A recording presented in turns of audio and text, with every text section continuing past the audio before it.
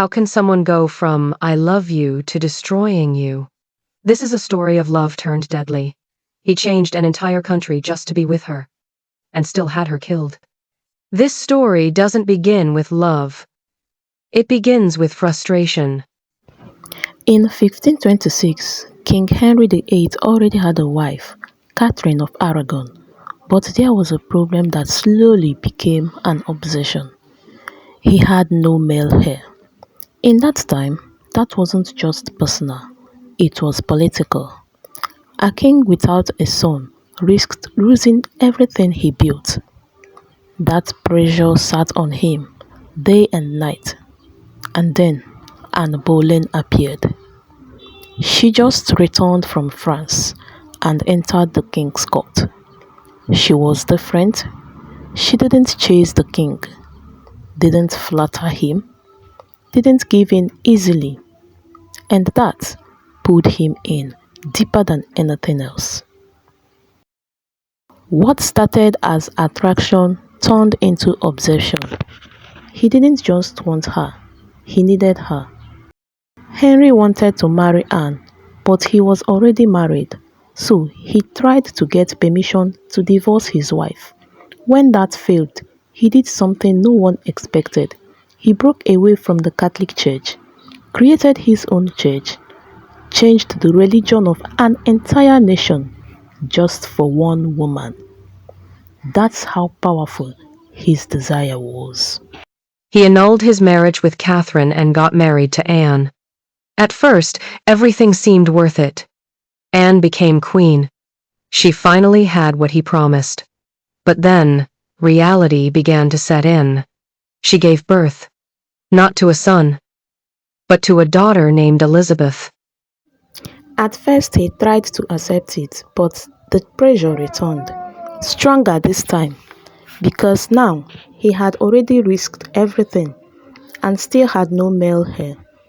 Anne began to feel it, the distance, the change in how he looked at her, the coldness replacing passion, and then came the rumors.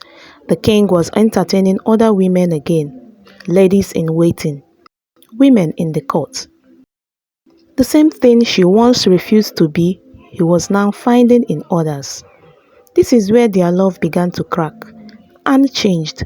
The calm, composed woman he fell for became anxious, defensive, frustrated. She argued more, spoke up more, questioned him, not because she was difficult, but because she could feel herself being replaced. And in that time, a woman's value in marriage, especially to a king, was painfully simple. Give him a son or lose your place. She suffered miscarriages, each one a silent failure in his eyes, each one pushing him farther away. And slowly, the man who once fought the world for her started looking for a way out. Henry didn't just want distance, he wanted freedom. Freedom to marry again, freedom to try again for a son.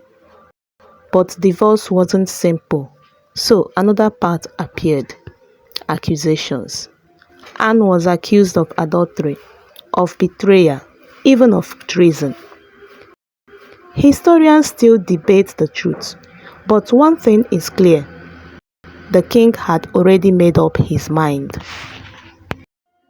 Anne was arrested, taken to the Tower of London, and in 1536 she was executed. The woman he once couldn't live without was removed from his life like a mistake. And just weeks later, he married another woman, as if Anne had never existed. He broke a kingdom to be with her, and broke her to replace her. Not every love story fails because of betrayal. Some fail because expectations were unrealistic from the start. King Henry VIII didn't just destroy Anne Boleyn, he chased an idea of her that no real person could ever live up to. He didn't change because things got hard. He simply showed Anne Boleyn who he had always been.